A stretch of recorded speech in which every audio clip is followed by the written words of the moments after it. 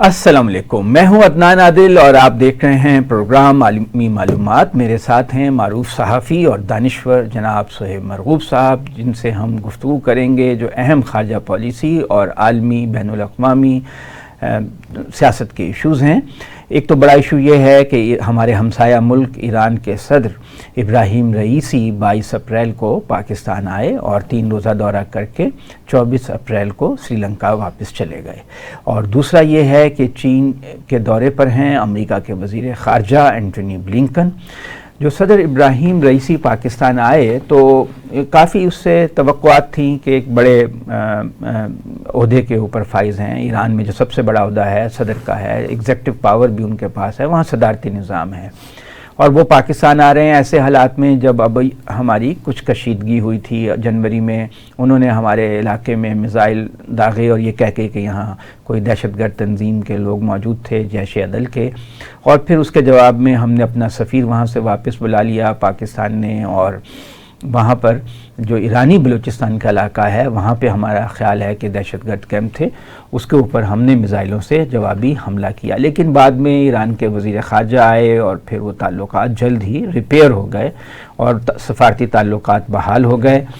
تو ایسے حالات میں، اور خاص طور سے جب ایران کی اسرائیل کے ساتھ بھی کشمکش چل رہی ہے، اور آپ کو معلوم ہے کہ اسرائیل نے ایران کے سفارت خانے میں دمشق میں حملہ کیا تھا، اور اس کے القدس فورس کے ایک بڑے لیڈر جو ہیں اس میں جاں بحق ہو گئے تھے۔ تو اس کے جواب میں جو سفارت خانہ ہوتا ہے وہ ایک سوورن اس ملک کا ہی حصہ سمجھا جاتا ہے جس کا وہ سفارت خانہ ہوتا ہے۔ تو ایک ریڈ لائن اسرائیل نے ایران کے خلاف کراس کی، جس کے جواب میں ایران نے اسرائیل میں حملے کیے، اور پہلی مرتبہ ایسا ہوا کہ ایران نے اسرائیل پراپر یعنی اس کی سرزمین پہ اس کی دفاعی تنصیبات پہ حملے کیے۔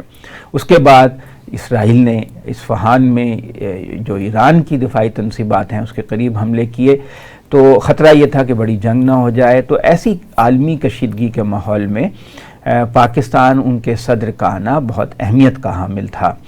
تو اس سے بہت توقعات بھی تھیں، اور ہمارا گیس پائپ لائن کا بھی ایشو چل رہا ہے ایران کے ساتھ، جو معاہدہ ہوا تھا اسے کافی عرصہ ہو گیا ہے، میرا خیال ہے اسے 15 سال سے زیادہ ہو گئے ہیں، لیکن وہ تعمیر نہیں ہو سکی۔ ایران نے تو اپنے حصے میں تعمیر کر لی، ہم نہیں کر سکے، اور ہمیں خطرہ ہے کہ وہ امریکہ جو ہے ہم پہ پابندیاں لگا دے گا اگر ہم ایران سے گیس لیں گے۔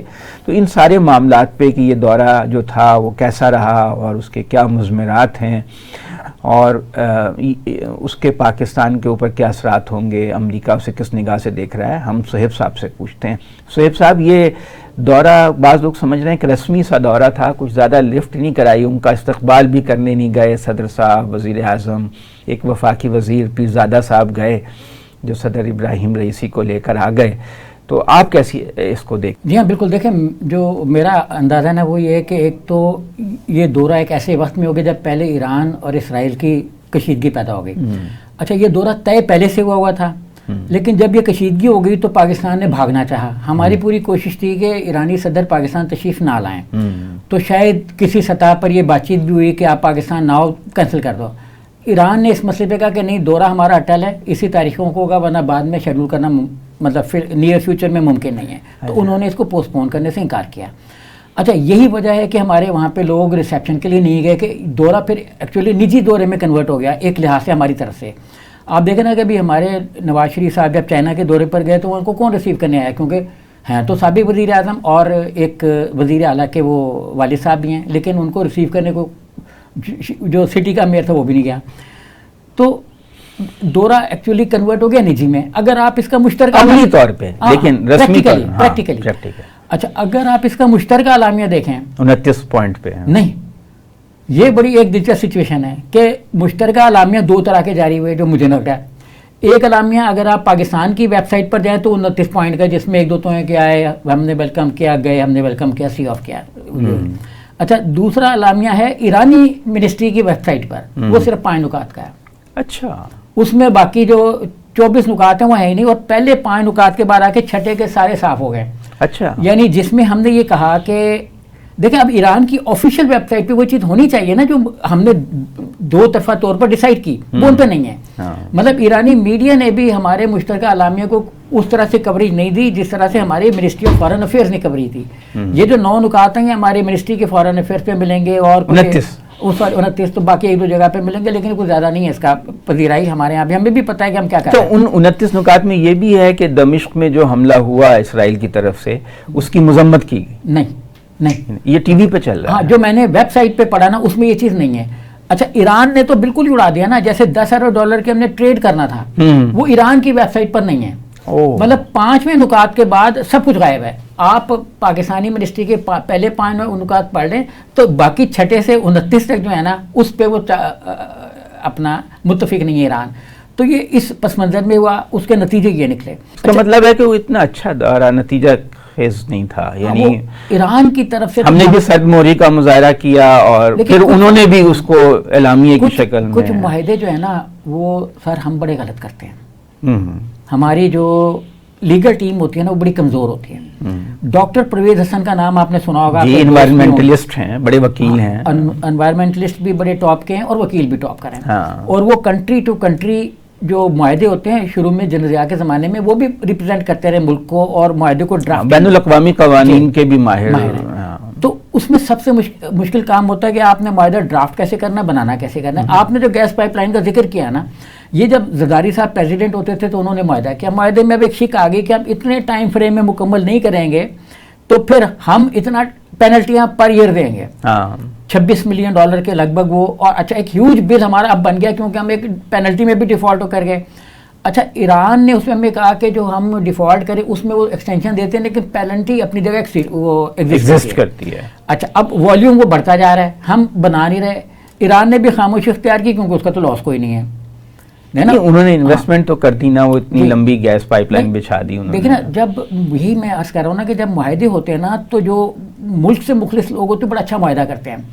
جو ملک سے مخلص نہیں ہوتے وہ ایسا معاہدہ کرتے ہیں کہ جس میں ملک کے نقصان ہو جاتا ہے. جیسے آئی پی پیز کے معاہدے ہیں. آئی پی پیز کا دیکھ لینا، جب ہم ڈالر میں کیپیسٹی پیمنٹ دیں گے. نہیں، کیپیسٹی پیمنٹ ایک بڑا مائنس ایشو ہے. میجر ایشو تھا یہ بھی مطلب فیول کنزمپشن کا کہ وہ کتنی ہوگی اور کون سی ہوگی اور گورنمنٹ کس ریٹ پر دے گی. نمبر 2 یہ ہے کہ بلڈ آپریٹ ٹرانسفر. جب اے ای ایس لال پیر لگا 1994 میں، اس وقت انوائرمنٹلسٹ کون تھے آپ جانتے ہیں؟ جو منسٹر انوائرمنٹ تھے وہ اس وقت ہمارے آصف زرداری صاحب، وہ ہمارے انوائرمنٹلسٹ تھے. انہوں نے لال پیر کے ساتھ کیا، اس کی کمپنی میں کچھ لوگ تھے تو اس میں یہ تھا بلڈ آپریٹ ٹرانسفر. انہوں نے اس کی مینجمنٹ نے اواری میں بڑا ایک زوردار قسم کا افطار ڈنر دیا جس کی خبر کسی اخبار میں نہیں چھپی.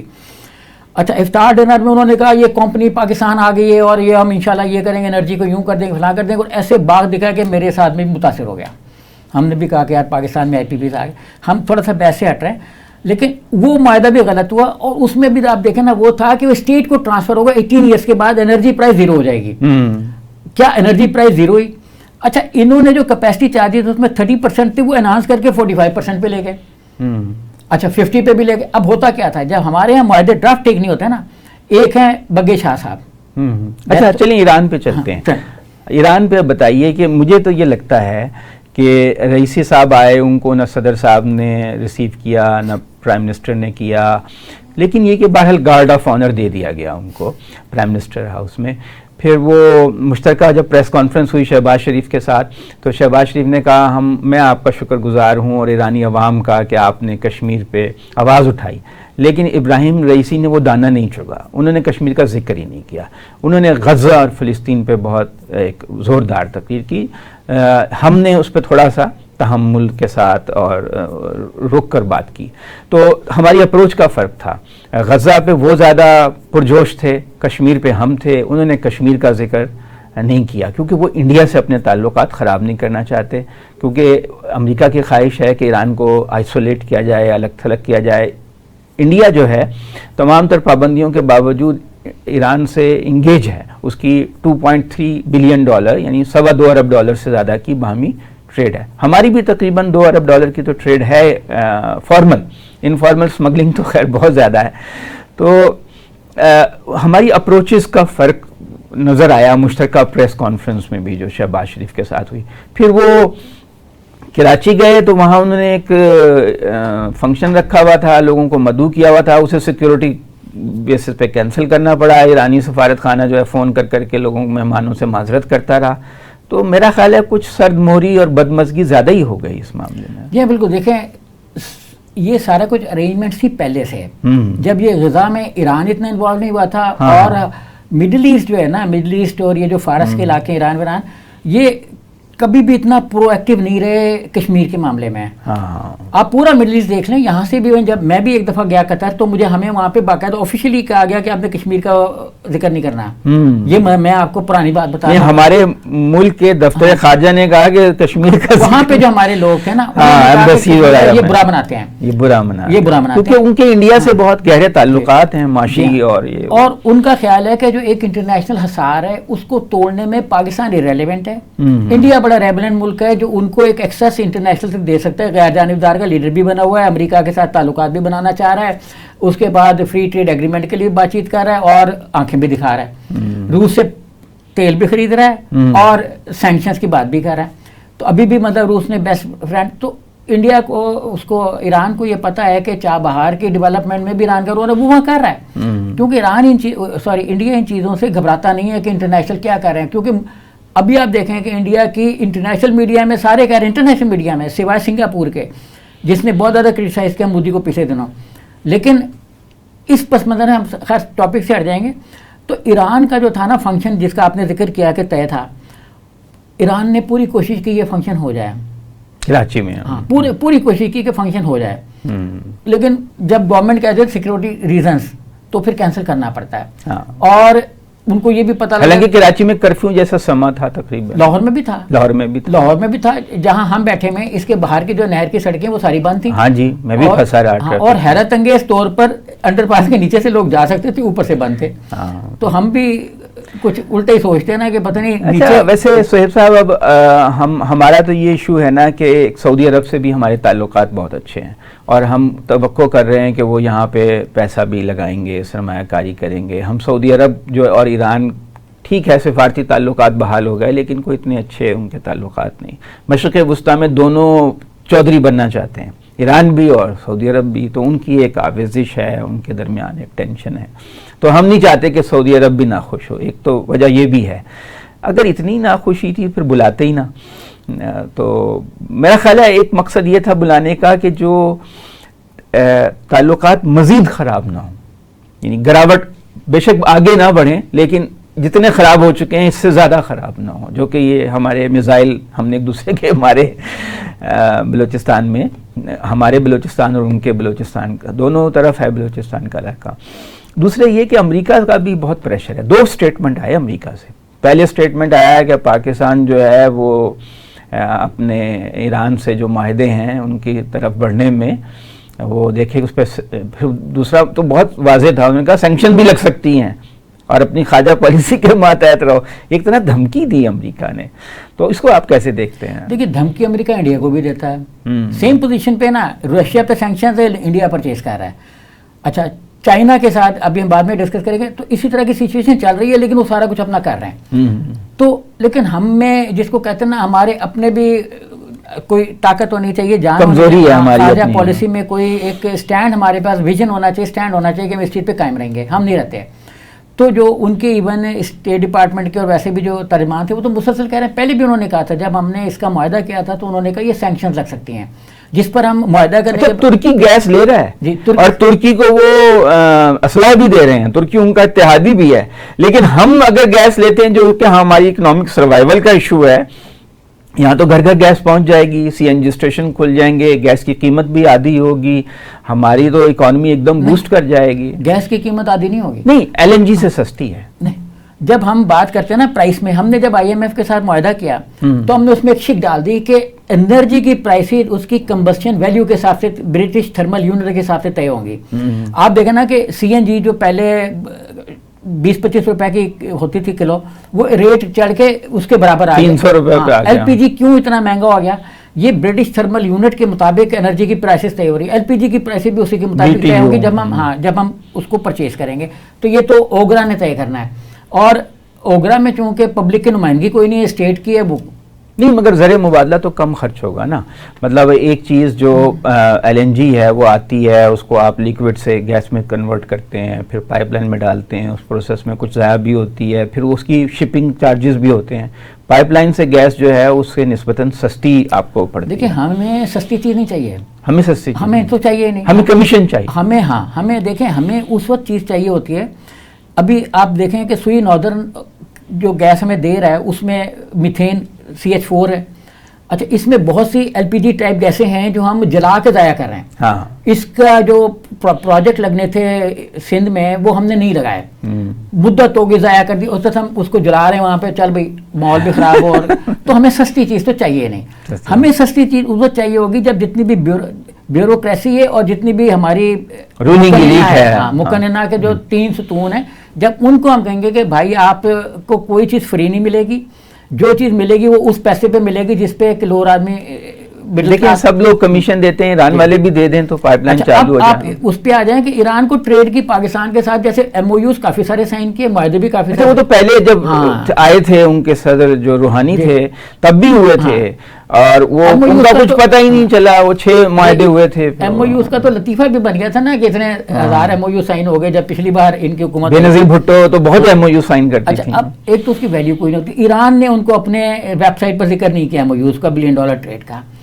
اچھا ایران کو ٹریڈ کی اس لیے ضرورت نہیں ہے کہ اس نے آئل ایکسپورٹ کرنا ہے نا, وہ تو چائنا کو کر رہا ہے, وہ تو آلریڈی ہو بھی رہا ہے. ہاں نہیں ادھر بھی ہمارے بارڈر پہ اب بھی ایک لیٹر لکھا ہے 25% پاکستان میں پیٹرول اور ڈیزل جو ہے. ابھی میں اگر محتاط فگر اس لیے جا رہا ہوں کہ کانٹراڈکٹ نہ کر سکے, میں فگر دے رہا ہوں جو ابھی ایک لیٹر لکھا اٹیک آئل کے اس نے آفیسر نے جی, اور انہوں نے لیٹر لکھا ہے کہ گورنمنٹ آف پاکستان کو کہ اسمگلنگ بڑھنے کے بجائے وہ گھٹنے کی بجائے بڑھ گئی ہے, اور ایران سے 30% آئل جو وہ ہو گیا, اور ہماری ریفائنریز بند ہو جائیں گی کیونکہ وہ منیمم ویلیو پہ بھی اس کو پرچیز نہیں کر پا رہے, اس کا کمپیٹ نہیں کر پا رہے ہیں کہ وہ اتنا سستا ہے. لیکن ان کی بات ٹھیک نہیں ہے, اس لیے ٹھیک نہیں ہے کہ آئل ان کا جو ہمارے ہاں اللیگلی زیادہ تر ڈیزل آتا ہے, آ رہا ہے, جو پیٹرول کم آتا ہے, جو بھی آ رہا ہے نا وہ نہیں, پیٹرول بھی آتا ہے لیکن وہ مکس ہو جاتا ہے پیٹرول پمپوں پہ.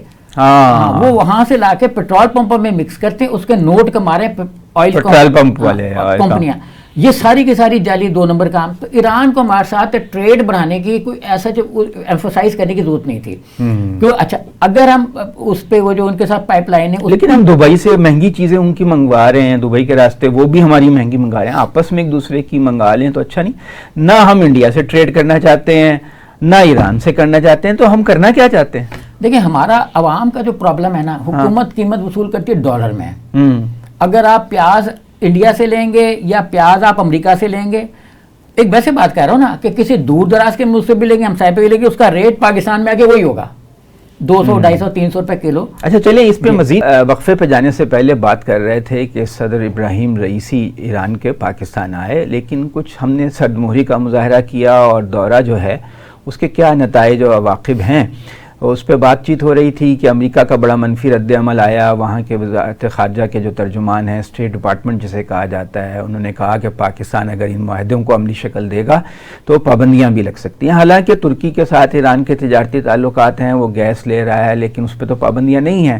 لیکن وہ کہتے ہیں غریب کی جورو جنے جنے کی بھابھی, پاکستان جو ہے نا نزلہ بر عضو ضعیف, کہ پاکستان اتنا کمزور ہو گیا ہے کہ ہر ملک ہمیں آنکھیں دکھاتا ہے. تو امریکہ بھی ہمیں آنکھیں دکھا رہا ہے کہ وہ چاہتا ہے کہ ایران تنہا رہے, اس کے ہمسایوں سے تعلقات اچھے نہ ہوں. تو بھئی ترکی بھی تو اس کا ہمسایہ ہے, ہمارے پہ سارا زور امریکہ کا چلنا ہے. ہماری معیشت کے لیے بہت ضروری ہے کہ پائپ لائن سے گیس آ جائے, جو ہمارا کم زر مبادلہ خرچ ہوگا, ہماری معیشت کو بوسٹ ملے گا. دوسرے یہ کہ ہم خطے میں تنہائی تو نہیں چاہتے, ایک طرف انڈیا سے تعلقات خراب, ادھر سے ایران سے بھی ہماری سرموری ہو, تو ہم کہاں جائیں. اور افغانستان سے دہشت گردی کا خطرہ ہے, لے دے کے چین رہ گیا, اس سے بھی امریکہ چاہتا ہے کہ ہم ایک ڈسٹنس رکھیں. تو کیا ہم امریکہ کے اتنے تابع محمل ہو گئے ہیں؟ اور پھر یہ کہ بہرحال یہ بھی اچھی بات ہے کہ دورہ ہو گیا, چاہے وہ ایک رسمی سا دورہ تھا, اور اس کا مقصد ظاہر یہی لگتا ہے کہ تعلقات مزید خراب نہ ہوں, جہاں تک پہنچ گئے ہیں اس سے نیچے نہ جائیں. تو اب دیکھنا ہوگا کہ ایران کا یہ جو ہم نے تھوڑا سرد مہری کا مظاہرہ کیا پاکستان میں ان کے صدر کے ساتھ، اس پہ رد عمل کیا آتا ہے. لیکن انہوں نے ایک بڑی اہم بات ابراہیم رئیسی نے کراچی میں کہی، دنیا کی کوئی طاقت پاکستان اور ایران کے تعلقات خراب نہیں کر سکتی. ایران کو بھی میرا خیال ہے کہ اندازہ ہے کہ پاکستان کی کیا مجبوریاں ہیں، اور پاکستان معاشی طور پہ اس وقت پھنسا ہوا ہے، مغرب کو ناراض نہیں کر سکتا، IMF سے ہم نے مزید قرضہ لینا ہے، امریکہ کے مدد کی ضرورت ہے. وہ ہماری مجبوریاں سمجھتے ہیں، اس لیے وہ مسکرا کے سب کچھ برداشت کر کے یہاں سے چلے گئے.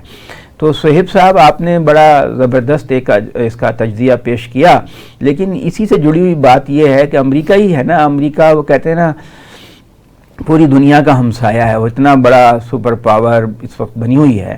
اب وہ چین کے دورے پہ وزیر خارجہ وہاں پہ پہنچ رہے ہیں بلنکن، اور کہہ رہے ہیں کہ وہ چین کو بھی دھمکی دینے گئے ہیں کہ روس کی ساتھ تجارت کم کرو، تائیوان کے معاملے پر ٹھنڈے ہو جاؤ، اور یہ جو ٹک ٹاک ہے یہ ہمیں بیچ دو، ہماری کمپنی کو بیچ دو 9 مہینے کے اندر اندر.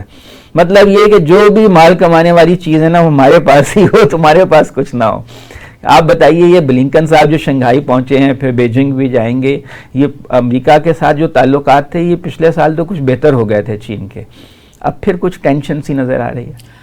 دیکھیں 2022 میں جب کی ملاقات ہوئی ان کے وزیر خارجہ جو ہیں، امریکی پریزیڈنٹ سے ملاقات ہوئی جب اچھا کانفرنس میں، تو اس میں یہ طے پایا کہ ہم تھوڑا سا جو ہے وہ آپس میں رابطے بڑھاتے ہیں، ہاں پیپل ٹو پیپل کانٹیکٹ. اس کے بعد جو ہے نا وہ پھر آپ دیکھیں کہ جی اپنا جو امریکہ کی ٹریجر منسٹری تھیں، وزیر خزانہ ہمارے یہاں کہتے ہیں، تو وہ چائنا کے دورے پر گئیں، لیکن ان کا رویہ یہی تھا کہ آپ اپنی جو ٹیسلا کار ہماری کو اپنا ختم نہ کریں، اپنی جو الیکٹرانک اور اس یہ سولر کاریں ہیں ان کو نہ بیچیں، آپ اپنی جو ڈیجیٹل چیزیں ہیں وہ ہمیں بھیج دیں. تو انہوں نے کہا کہ نہیں آپ مارکیٹ میں کریں. اس کے بعد انہوں نے کہا جی شمسی توانائی کے جو آپ سولر پینلز بیچ رہے ہیں وہ بہت سستی بیچ رہے ہیں، تو ان کی فروخت بند کر دیں اور ہماری مارکیٹ میں آپ ڈمپ کر رہے ہیں. تو اس کو بھی انہوں نے، چائنا نے ریفیوز کر دیا کہ آپ WTO کے رولز کو فالو کریں اور ہم WTO کے مطابق اوپن مارکیٹ کے اصولوں پر عمل کر رہے ہیں. اچھا، جب ٹریجر منسٹر جو تھی خاتون، ان کا دورہ ناکام ہو گیا عملاً، کیونکہ چین نے ان کی ساری باتیں بڑے ٹھنڈے طریقے سے ریجیکٹ کر دیں. اب یہ 4 آپشنز لے کے دوبارہ گئے ہیں. ایک ان میں ٹریڈ ہے، دوسرا تائیوان ہے، اس کے بعد جو کمیونسٹ کوریا ہے وہ ہے.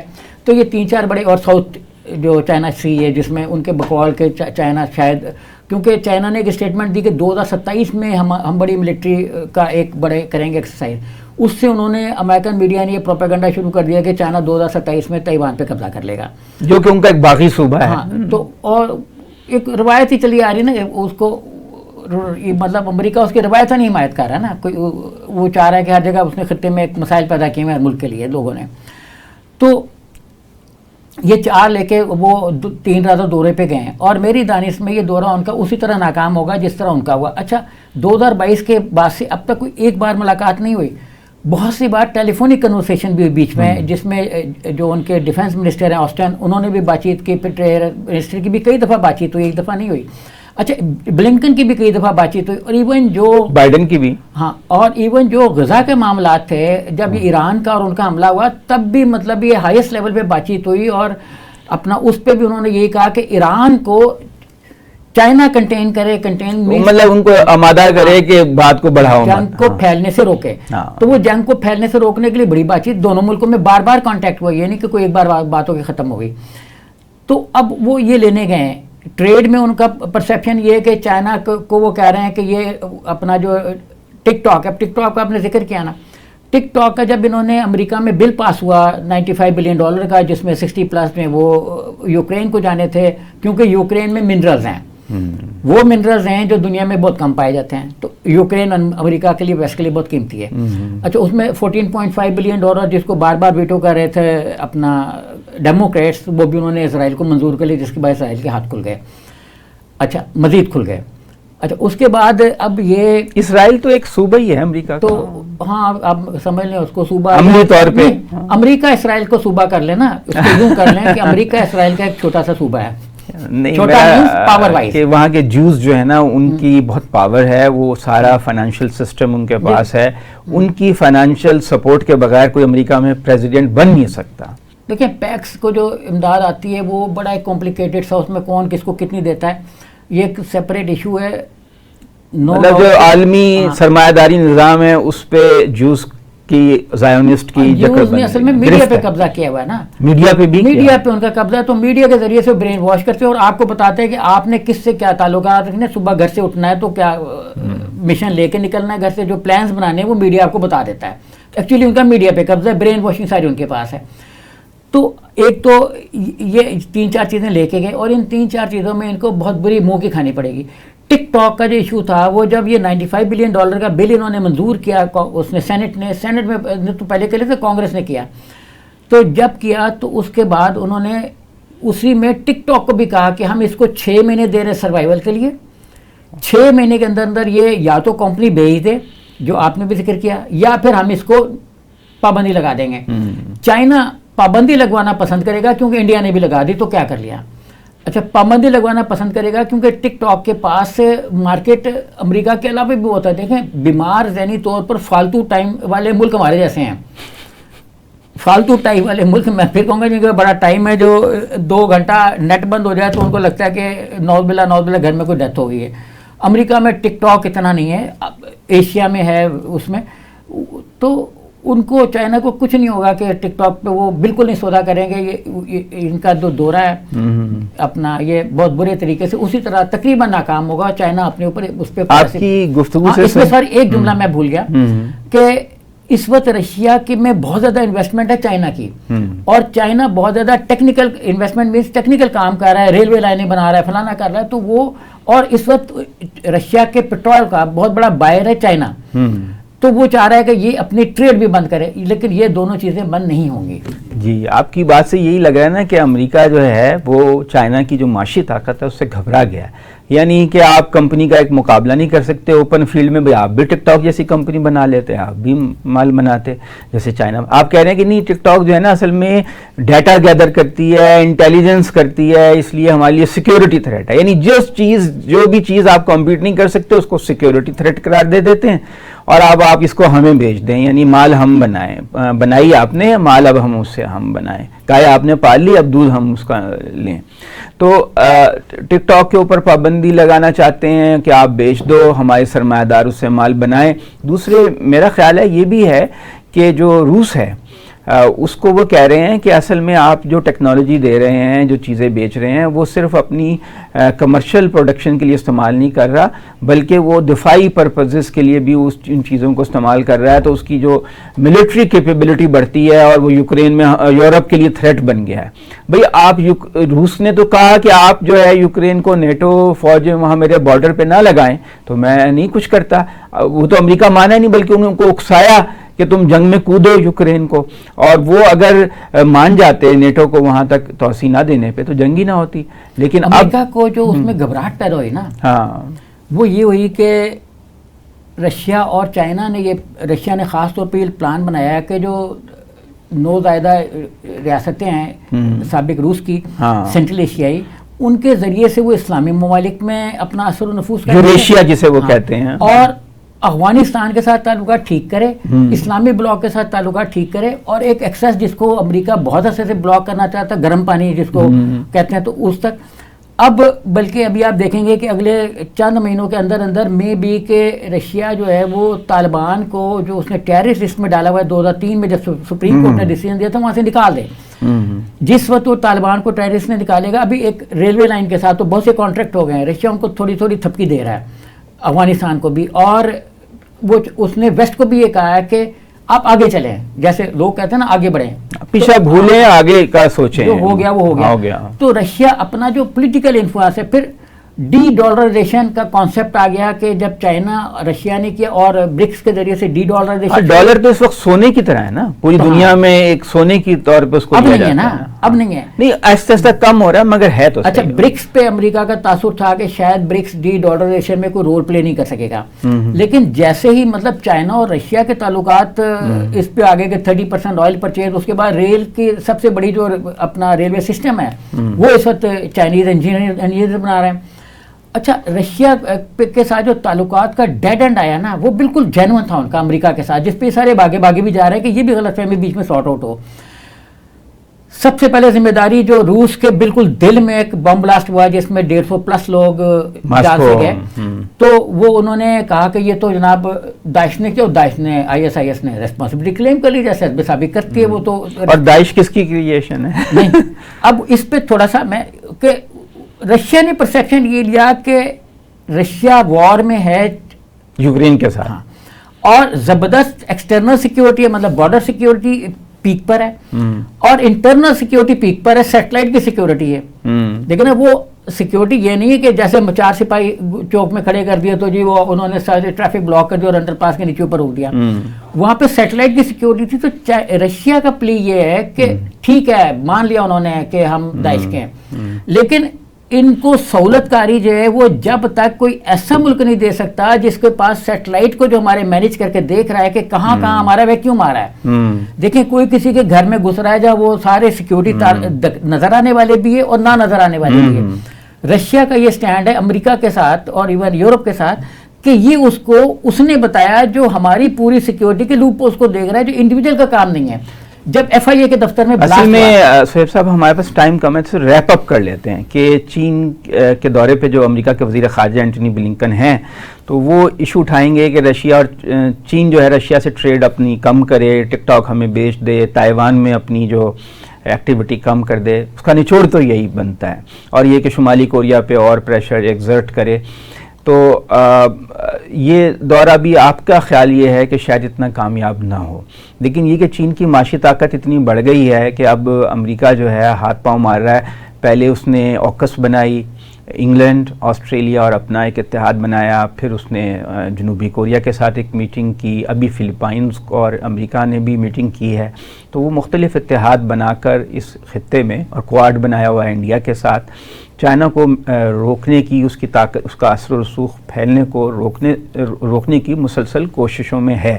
اور اب اس دورے میں بھی وہ کچھ دھمکی آمیز باتیں لے کر وہاں گئے ہیں ان کے وزیر خارجہ، جو کہ عالمی پریس میں رپورٹ ہو رہی ہیں کہ اگر آپ نے ہماری باتیں نہ مانی تو آپ پر بھی سینکشنز لگ سکتی ہیں، یعنی ان پر چائنیز کی جو تجارت ہے اس کے اوپر مزید پابندیاں وہ لگا سکتے ہیں. تو دیکھنا یہ ہوگا کہ چائنا جو ہے کس حد تک لچک کا مظاہرہ کرتا ہے، کیونکہ چائنا جنگ وغیرہ میں تو نہیں جانا چاہتا، اور نہ ہی وہ امریکہ کو اتنا اپنے سے دور کرنا چاہتا ہے کہ اس کی تجارت بالکل بند ہو جائے. لیکن کچھ لوگ، کچھ دو کی بیسس پہ کام ہوگا. چائنیز خاصے پریکٹیکل لوگ ہیں، وہ ایکسٹریم اس پہ تو نہیں جائیں گے، لیکن یہ بھی نہیں ہو سکتا کہ وہ امریکہ کی ہر بات کو جو ہے وہ تسلیم کر لیں. تو ناظرین، آج پروگرام کا وقت جو ہے وہ ختم ہو رہا ہے. پھر انشاءاللہ ہم اگلے پروگرام میں مزید موضوعات کے ساتھ حاضر ہوں گے. خدا حافظ.